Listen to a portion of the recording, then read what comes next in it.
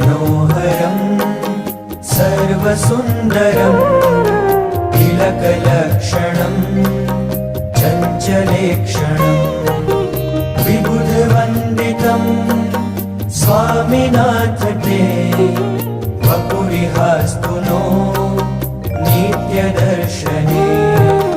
मदनमोहनं प्रेमदोहनं नयनगोचरं भक्तसञ्चरं भुवि सुदुर्लभं स्वामिनाथ ते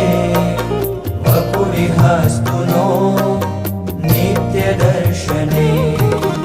निजजनैः सदा वाञ्छितं हृदा